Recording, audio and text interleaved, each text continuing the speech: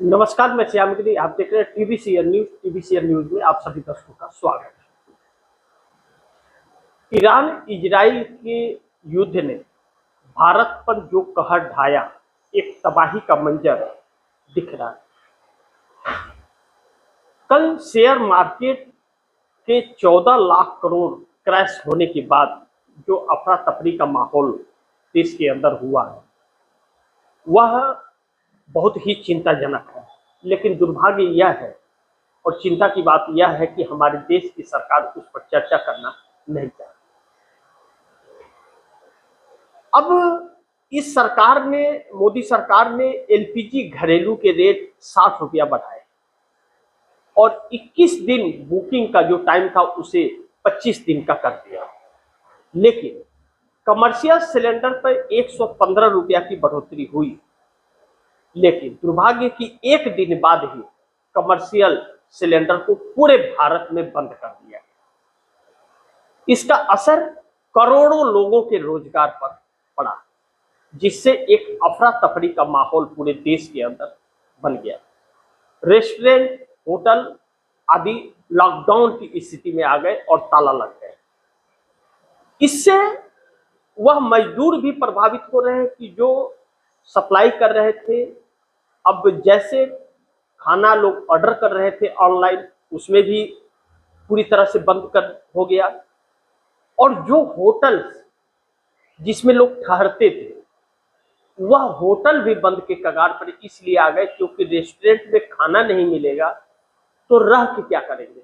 कोई अगर कहीं घूमने आता है तो रहने का स्थान और खाने का, यह दो चीज की जरूरत पड़ती है, और यह दोनों खाने को नहीं मिलेगा तो रहने का कोई फायदा नहीं, तो लोग आएंगे। इससे उस होटल व्यवसाय पर भी प्रभाव पड़ा, जिससे देश के अंदर एक अफरा तफरी का माहौल हो गया। अब ऐसे में जब शेयर मार्केट फिर खुला तो शेयर मार्केट का जो ताजा हाल रहा वह बड़ी चौंकाने वाला रहा। निशान पर खुला भारतीय शेयर बाजार। सेंसेक्स 656 अंक चढ़ा। निफ्टी 24,200 के पार। 24,000 कल नुकसान हुआ था, डाउन गया था।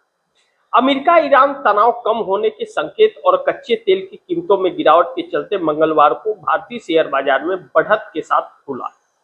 अमेरिकी राष्ट्रपति ट्रंप के बयान के बाद वैश्विक बाजारों में राहत और तेल कीमतों में गिरावट से निवेशकों की सेंटीमेंट सुधरा है। भारतीय बाजार मंगलवार को हरे निशान पर खुला। अमेरिकी राष्ट्रपति डोनाल्ड ट्रंप के उस बयान के बाद बाजार का माहौल सुधरा है, जिसमें उन्होंने संकेत दिया कि अमेरिका और ईरान के बीच चल रहा संघर्ष जल्द समाप्त हो सकता है। शुरुआती कारोबार में 30 शेयरों वाला सेंसेक्स 655.92 अंक या 0.85% चढ़ करके 78,222.08 पर आ गया। वहीं 50 शेयरों वाली निफ्टी 189.15 अंक या 0.79% बढ़ करके 24,217.20 अंक पर आ गया, इसलिए कि जल्द समाप्त हो जाएगा। लेकिन यह संभावित रिकवरी ऐसे समय में आ सकती है जब सोमवार को घरेलू बाजार में बड़ी गिरावट दर्ज की गई थी। बढ़ते भू राजनीतिक तनाव और कच्चे तेल की कीमतों में तेज उछाल के कारण निवेशकों का सेंटीमेंट कमजोर रहा। लेकिन बड़ी महत्वपूर्ण है कि सोमवार को सेंसेक्स 1352.74 अंक यानी 1.71% गिरकर 77,566.16 पर बंद हुआ, जबकि निफ्टी 422.40 अंक यानी 1.73% टूटकर 24,028.05 पर बंद हुआ। वैश्विक बाजारों में जोखिम से बचने की प्रवृत्ति और ऊर्जा कीमतों में तेल उतार चढ़ाव ने निवेशकों की चिंता बढ़ाई।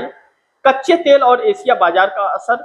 मंगलवार को कच्चे तेल की कीमतों में गिरावट और वैश्विक शेयरों बाजारों में तेजी देखी गई। ट्रंप के बयान के बाद निवेशकों की चिंता कुछ कम हुई, जिससे बाजार में राहत का माहौल बना। ट्रंप ने सीबीएस न्यूज से बातचीत में कहा कि सैन्य अभियान लगभग पूरा हो चुका है। साथ ही उन्होंने चेतावनी दी कि अगर ईरान होर्मुज जल्द मरुमध्य के जरिए तेल आपूर्ति को बाधित करने की कोशिश करता है तो उसका जवाब अकल्पनीय पर दिया जाएगा। यह समुद्री मार्ग वैश्विक तेल आपूर्ति का करीब 20% संभालता है, इसलिए ऊर्जा बाजार के लिए बेहद अहम माना जा रहा है। अब यह चीजें होने के बाद में एक और जो बड़ी चौंकाने वाली है, अमेरिका ने, इजराइल ने एक धमकी दी है कि ईरान के एक टापू पर जहां पर स्टॉक होता है क्रूड ऑयल का, ईरान का, उसको उड़ाने की। अगर यह गलती अमेरिका करता है तो उससे यह युद्ध थर्ड वर्ल्ड वॉर में कन्वर्ट हो सकता है, क्योंकि चाइना और रसिया का जो टिप्पणी आया है इस युद्ध पर, अमेरिका के धमकी पर, वह चिंता में डालता है। चाइना का भी बयान आ गया और रसिया का भी कि हम चुप नहीं बैठेंगे, यानी कि थर्ड वर्ल्ड वॉर की तरफ संकेत दे रहा है। ईरान से देर रात अमेरिकी राष्ट्रपति ट्रंप ने बातचीत के टेबल पर आने की पेशकश की। ईरान ने साफ शब्दों में यह जवाब दिया कि ट्रंप के बातों पर विश्वास नहीं कर सकते, वह झूठा व्यक्ति है, झूठ बोलता है, और हम युद्ध जारी रखेंगे, हम युद्ध रोकेंगे नहीं। अमेरिका आकर के सामना करे, और अमेरिका एक पतली गली पकड़ करके इस युद्ध से किसी तरह निकलने का रास्ता ढूंढ रहा है, वह रास्ता उसे नहीं मिल रहा है।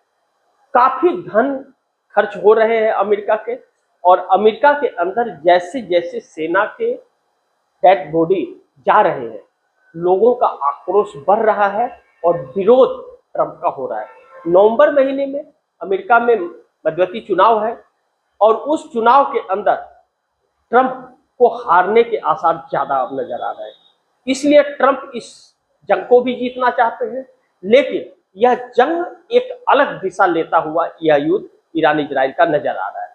इजराइल पूरी तरह से शमशान हो गया है, लेकिन इसका असर भारत में एक भी मिसाइल गिरी तो नहीं, लेकिन आर्थिक संकट में ला करके डाल दिया।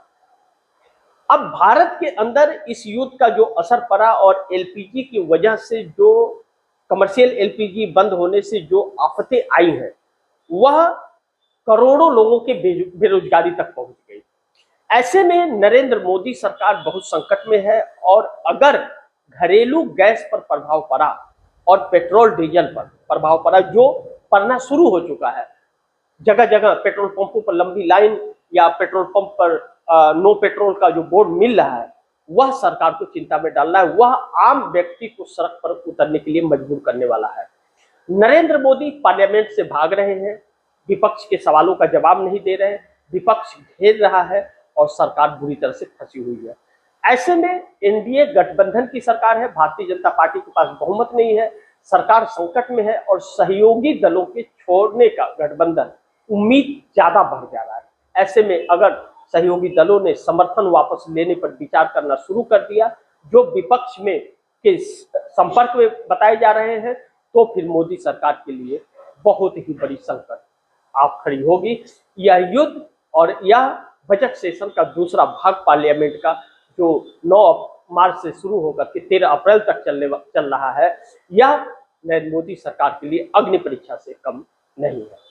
तो इसी के साथ आप दर्शकों से मैं इजाजत चाहूंगा, अगली खबर के साथ फिर हाजिर होऊंगा। लेकिन आप दर्शकों की क्या राय है, क्या सुझाव है, कमेंट बॉक्स में जरूर दीजिएगा।